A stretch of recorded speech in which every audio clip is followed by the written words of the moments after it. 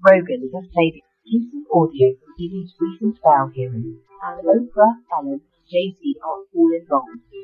Jay-Z. Ellen DeGeneres is allegedly relocating to England to escape conviction, and Oprah is desperately trying to distance herself from the drama.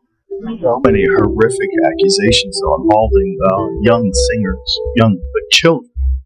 Yeah, it's disgusting. It's insane. He makes R. Kelly look like a decent guy. Yeah. It's so crazy. It is crazy. And meanwhile, the guy was like hanging out with Oprah, hanging out with Obama, Jay-Z, everyone. And a new twist in a high-profile lawsuit accuses rapper Jay-Z of raping a 13-year-old girl in 2000 alongside Sean Diddy Combs. The lawsuit, originally filed in October, was refiled today to include Jay-Z as a defendant. The anonymous accuser claims the assault occurred at an MTV Video Music Awards after-party. Jay-Z has denied the allegations in a statement on Rock Nation's Instagram, calling the accusations heinous and urging a criminal complaint be filed instead of a civil one. He also criticized the attorney behind the lawsuit, Tony Busby, accusing him of exploiting the case for personal gain. Oprah, Ellen, and Jay-Z are all trying to escape conviction after Diddy allegedly started cooperating with the feds in exchange for a lighter sentence after Diddy's bail was denied for a third time. Diddy realized that the only way he was getting out of prison was if he started naming people. The first person Diddy named was Jay-Z in an alleged leaked call that went viral. Diddy said that Jay-Z was involved. Now Jay-Z is being sued for the rape of a 13-year-old minor back in the 2000s, along with Diddy. Do not entertain none of this nonsense and nothing over the phone. I'ma need you to get rid of all the leftover pizza boxes. The what? All the boxes left over from the pizza. All the boxes. Okay? Make sure you recycle the plastic like you talked about. Did Jay reach out yet? Nah, Bob. He ghosted. This motherfucker doing patient now that I'm in here. It's all good. You about to get out on bail. Hey, yo, check this out. I need you to reach out to the producer. Let these motherfuckers know there's a release date for that new Netflix movie. Alright, Bob. It's just been crazy right now. Everybody out there quiet as motherfucker. Yeah, exactly. We gonna let them have their little fun, but I'm still gonna have a laugh. What about all these lawsuits though, huh? Ain't none of them getting shit. I ain't worth nothing. Ain't got shit in my name anyway. Don't you worry about it. Put your money away. Rap and media mogul Jay-Z now accused of raping a 13-year-old girl in 2000 along with Sean Diddy Combs. Now this lawsuit was originally filed back in October in the Southern District of New York, listing Diddy as the defendant, but it was just refiled today to include Jay-Z now, whose real name is Sean Carter. Of course, he's the husband of Beyonce. The anonymous accuser alleging the assault occurred after she was driven to an after-party following the MTV Video Music Awards. The suit says she was offered a drink that made her feel, quote, woozy, lightheaded, and felt like she needed to lie down. Shortly after, the suit claims Jay-Z and Diddy entered the room where she was resting, eventually sexually assaulting her. And now just in the last hour, we are hearing from Jay-Z and his team of lawyers. They are denying the claim and say that they are the victims of blackmail, saying, quote, I will not give you one red penny, and my only heartbreak is for my family. Joining us now to break this all down as it's happening, News Nation Law and Justice contributor, former FBI Special Agent Jennifer Coffindoffer. Jennifer, thanks for staying with us on this. Absolutely. Thanks for having me. And so we just received a response from the victim's lawyer, really just in the last few minutes. I take a look. This is on social media. A lawyer, Tony Busby, saying Jay-Z has, quote, tried to bully and harass me and this plaintiff, but his conduct has had the opposite impact. He goes on to say that the allegations speak for themselves, and he will let the facts come out in court, not in the media. What do you make of this real-time back and forth that we're seeing between these two parties tonight?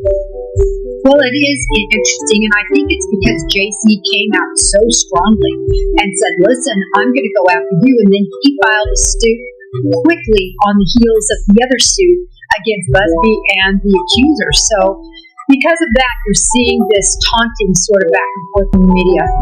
Oprah knows what is coming for her, and she has already started trying to distance herself from the controversy for the last 10 months.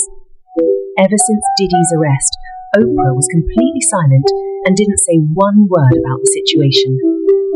Now, after seeing A-list celebrities like Jay-Z coming under fire, she's finally started to speak out about the situation and how much the victims mean to her.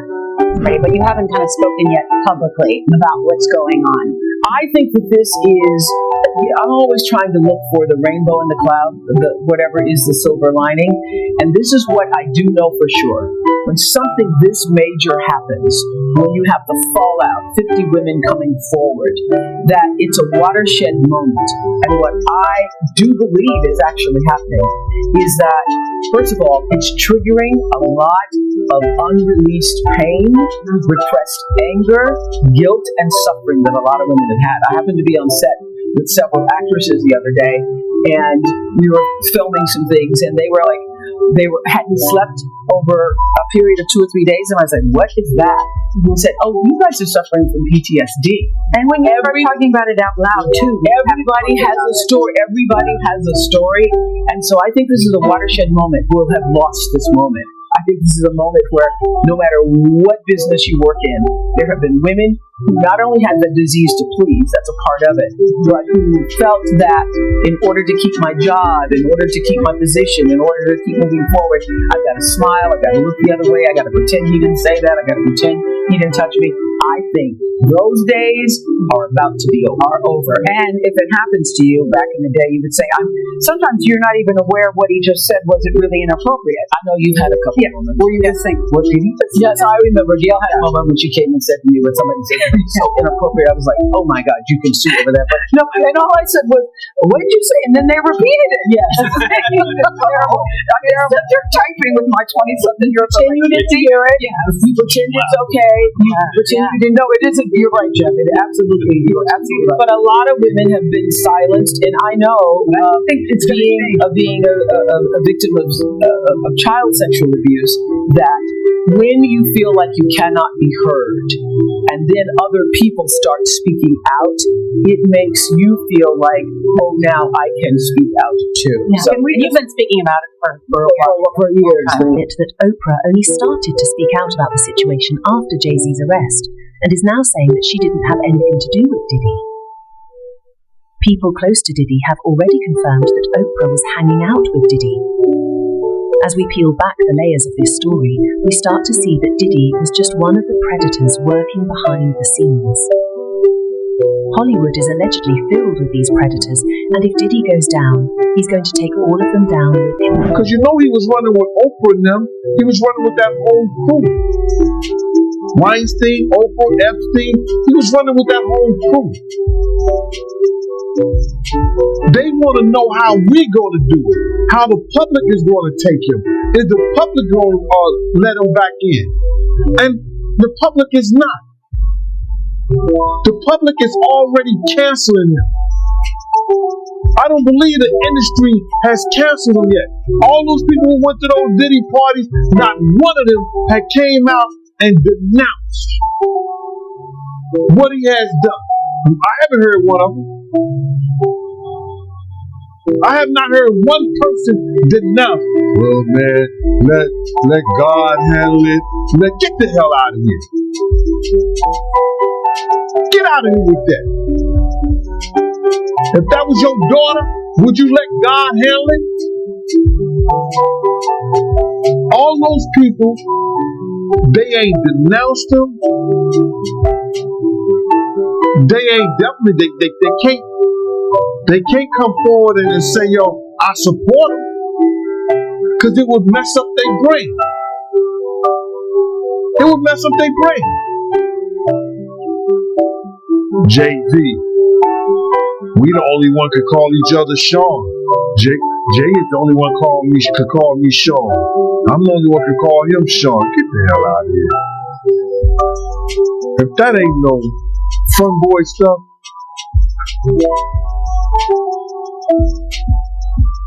But you ain't had not one person, brother, not one person sit there and denounce what he did or come forward and say, I support him. These predators trap other celebrities by offering them huge amounts of money, and if you accept, you end up falling under their control. This is how Oprah and Diddy became billionaires. A few years ago, Oprah tried to convince Dave Chappelle to accept $50 million, but he realized that this was just a trap. After Dave said no, Oprah made fun of him. At the time, no one realized why Dave was doing this. But now everything is becoming clear. It was completely outside of my frame of reference. I've been in show business since I was 14, and I've heard the stories of what happened, and I've seen these kinds of things play out in front of me. Okay. When you say you heard the stories, what do you mean? What stories? I mean, you see it before. Look at Mariah Carey made a $100 million deal, and 3 months later, she's all of a sudden seriously crazy. Or Martin Lawrence punches through and he's waving a gun on the street screaming, "They're trying to kill me." Yeah, we hear those stories. And it always happens around the time of their career where it seems as though they're crossing over the next plateau. Yeah. Would you say you lost your mind, sort of? No, not exactly. Okay. I wasn't crazy, but it's incredibly stressful. Yeah. And I feel like in a lot of instances, I was deliberately being put through stress. Comedian Dave Chappelle left tens of millions of dollars on the table when he walked away from this popular Comedy Central show. A lot of people wondered what the hell was he thinking. That's Chappelle says he had or whether he was thinking. A lot of people ask that question. Chappelle says he had a crisis of conscience and stood up for his integrity as an artist. He explained to us how stepping out of the spotlight helped him avoid getting caught in a trap. It's so much bigger than money, though, Dave. It's so much bigger than money. I don't know what bigger than money. But you know what? I watched one of these nature shows one time, and they were talking about how a bushman finds water when it's scarce. And they do what's called a salt trap. I didn't know this. Apparently baboons love salt. Okay. So they put a lump of salt in a hole, and they wait for the baboon. The baboon comes, sticks his hand in the hole, grabs the salt. Salt makes his hand bigger, and he's trapped. He can't get his hand out. Now, if he's smart, all he does is let go of the salt. The baboon doesn't want to let go of the salt. Then the bushman just comes, takes the baboon, throws him in the cage, and gives him all the salt he wants. And then the baboon gets thirsty. The bushman lets him out of the cage. The first place the baboon runs to is water. The bushman follows him, and they both drink to their fill. And in that analogy, I felt like the baboon. But I was smart enough to let go of the salt. Isn't that a great analogy? What an analogy! Oh, he's very, very thoughtful and very, very smart. Ellen has been involved with Diddy for years, and in her own words, she knew what Diddy was doing at his after parties. Interestingly, Diddy even asked her if he could hold a party at her house once. Now, with Diddy behind bars, Ellen has decided to move to England. Is that really a coincidence? Or is she trying to escape conviction? Everyone knows how Ellen treated her employees, so for her to be even worse when no one was looking isn't much of a surprise, if we're being honest. Is that going to be a new thing? Are you going to try to be early? Yes, I'm trying to be early. Are you going to be early for my party? Yes, I am. No. You don't have to ride fast and be late. All right. Not too late, though. Not too late? Not too late, please. How would you like to get? I'll tell you later. Okay. But not too late. Because, once you get there, the party really starts. Yeah. You know what I'm saying? I got you. I promise I'm not going to let you down on this big one. All right, good. Real. Good. Your shoes, your feet are going to have blisters. You're going to be dancing so hard. I can't wait. The reason all these celebrities are worried is because they know that the feds now have access to Diddy's tapes. 8 of these tapes have already been handed over to the FBI, and they've led to the arrest of some pretty big names. Jay-Z and the CEO of Abercrombie & Fitch are already in court over allegations of rape and sex trafficking, and it's only a matter of time before other defendants are going in behind them too. And those statements include descriptions of what the witness says he saw on those tapes. So I asked him about that, and he answered what he could, given the limitations imposed on him after testifying before the grand jury. Out of those 8 videos, 8 celebrities, 6 men and 2 women, how many of those 8 celebrities were close to being underage or potentially underage? 2 males. And of those 8 celebrities, how many of them were intoxicated or under the influence of drugs? This is going to be all speculation. I just want to preface it by he wouldn't know if appeared to be. Right. Sure, appeared. Let me rephrase it. Based on, yes. Understand. Out of the 8 celebrities who were recorded having intimate relations with Sean Combs, how many of them appear to be either inebriated or intoxicated or under the influence? All of them. All of them. Out of those 8, how many appear to be potentially victimized? How many might have been victimizing? I think all. To be honest, all. Were victims or were perpetrating? Victims. They were all 8 were victimized, meaning this was happening to them and they were inebriated. Right. Not knowing, I guess, how much proof it was in it, but it was doing. One thing is certain, this is bigger than just Diddy, and the feds are coming after a lot of people. Allegedly, the tapes in Diddy's mansion implicate people at the highest level of government. There are rumours that the raid on Diddy's mansion was done so tapes incriminating sensitive government personnel could be recovered.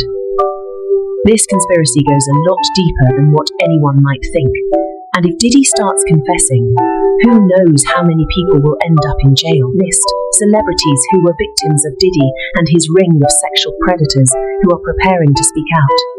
Ashton Kutcher is preparing to testify in an upcoming trial against Diddy, and Jamie Foxx has reportedly gone on stage and said that Diddy was the one that poisoned him back in 2023, in an upcoming Netflix special set to be released in December of 2024.